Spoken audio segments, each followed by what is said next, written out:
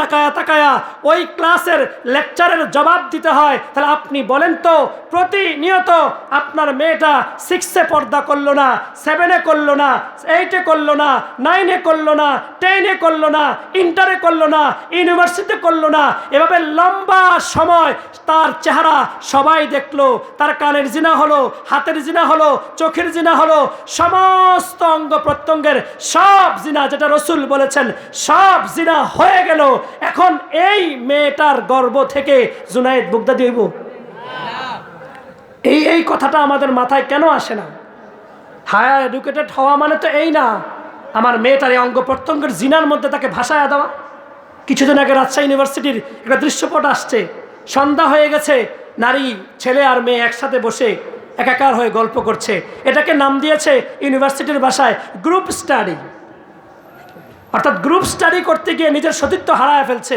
যখন কন্টিনিউ একটা মেয়ে আর ছেলে ফেস টু ফেস পড়াশোনা করে, আই কন্ট্যাক্ট হয়, বিভিন্ন রকমের ইশারা ইঙ্গিত হয়, তখন এই যে নতুন করে সামনে যে আসতেছে 31st নাইটের নামে ভিন দেশ থেকে ধার করে আনা এই অপসংস্কৃতির ওই রজনীতে যেই মেয়েগুলো ইউনিভার্সিটির নাম দিয়া, কলেজের নাম দিয়া, হোস্টেলে থেকে পড়াশোনা করে, ইল্লা মাশা আল্লাহ 2-1জন ভালো তো আছেই, না হলে তো চলতো না দুনিয়া।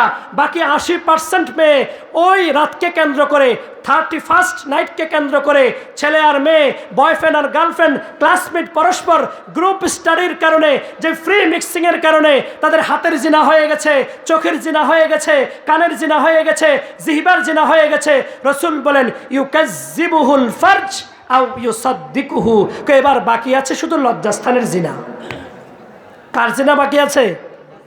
তো সমস্ত জিনা যখন আমরা প্রতিষ্ঠানে, কর্মস্থলে, রাষ্ট্রের উচ্চপদস্থে, হার হালতে, কি মার্কেটে, কি দোকানে, কি লোকালয়ে, এক একটা বিয়ে যখন হয়, এক একটা মুসলমানি অনুষ্ঠান যখন হয়, আপনি এলাকার সবচেয়ে বড় আলহাজ দানবীর আপনার বাড়িতে যখন বিয়ের অনুষ্ঠান হয়, দেখবেন কি পরিমাণ চোখের জিনা করতে হয়, কি পরিমাণ জিহ্বার জিনা করতে হয়।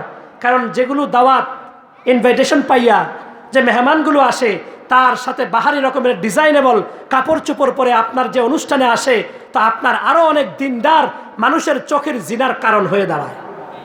ঠিক কিনা বলেন? তো জন্য আমি আর আপনি এখন থেকে সাবধান হই। যদি না হই তাহলে আপনার আমার দূরের সাক্ষী লাগবে না। হাসরের ময়দানে আল্লাহ তাআলা শুধুমাত্র আমাদের, অর্থাৎ নিজেদের, যে তুমি তোমার নিজের ব্যাপারে সাক্ষী দাও। তো এবার চোখ বলবে, কান বলবে, চামড়া বলবে।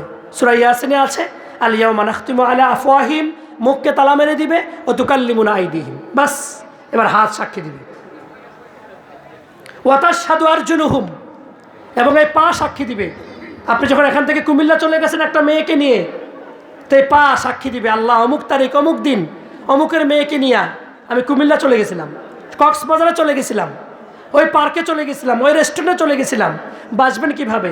একজন আরেকজনকে ধরে ধরে হাঁটেন, এ হাত সাক্ষী দিবে। আপনি বাঁচবেন কিভাবে? এরপরে কিরামান কাতিবিন আছে। এবার ইয়াউমাইদিন তুহাদ্দিসু আখবারাহা, এবারে যে জমিনের উপর হাইটাই গুনাহগুলো করছেন, এই জমিন সাক্ষী দিবে, সব বলে দিবে। তুহাদ্দিসু আখবারাহা, খবর, এটা একবচন, সিঙ্গুলার। আখবার প্লোরাল নাম্বার, বহু বচন। জিন্দগির সব, কোথায় কোথায় মদ পান করেছ, কোথায় কোথায় জুয়া খেলেছ, কোথায় কোথায় অমুককে অমুক অমুক অমুক বিভিন্ন কিছু করেছ, সব রাতের আলোতে, রাতের অন্ধকারে, দিনের আলোতে, যখন যেখানে করেছ, সব এই জমিন যা আছে সব খবর পেশ করে দিবে। এরপর হাসরের ময়দান তো আছেই, সূরা কাহাফের মধ্যে আছে। আমি আর আপনি বলবো, রব্বুল আলামিন যখন বলবে